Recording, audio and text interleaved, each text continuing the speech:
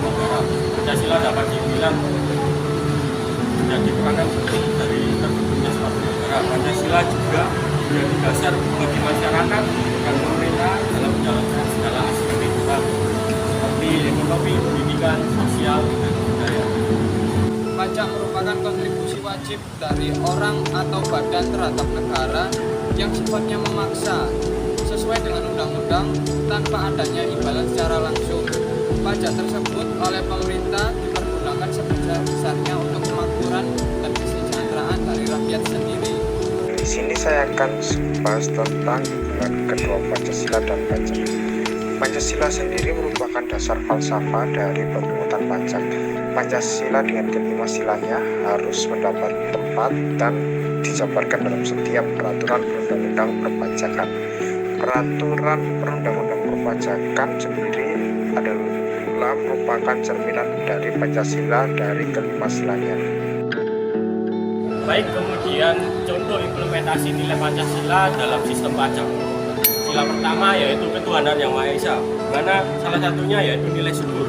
Untuk tindakannya adalah menyalurkan kelebihan rezeki, misalnya warga negara yang memberikan bantuan kepada orang yang tidak mampu melalui membayar pajak. Yang kedua yaitu kemanusiaan yang adil dan beradab, yakni nilai keadilan. Ya, artinya kalau sampai ada orang yang tidak mau berbagi, hal ini merupakan menurunkan derajat dari orang kaya tersebut.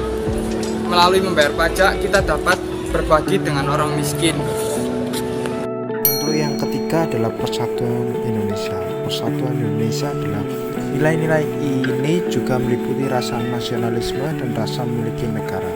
Salah satu mewujudkannya adalah dengan kesadaran akan kewajiban sebagai warga negara.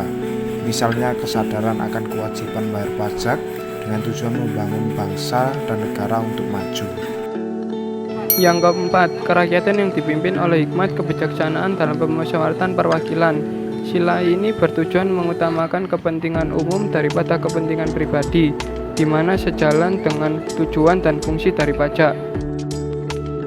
Contohnya, dalam pengelolaan hasil pajak, pemerintah pusat dan daerah mengundang RT RW atau kepala desa untuk bisa mendata warga-warganya yang kurangnya mampu.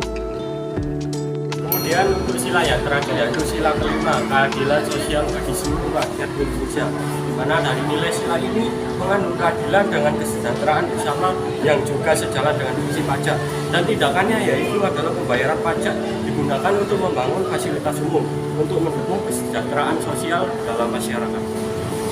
Dari sekian banyak penjelasan dari kami dapat disimpulkan bahwa sebagai warga negara Indonesia, hendaknya kita sama-sama membangun bangsa ini dengan hal-hal sederhana, misalnya dengan menaati peraturan yang telah ditetapkan oleh pemerintah. Salah satunya melaksanakan kewajiban sebagai warga negara yaitu taat membayar pajak. Karena pada akhirnya pajak merupakan sarana untuk mensejahterakan masyarakat dan juga untuk kehidupan kita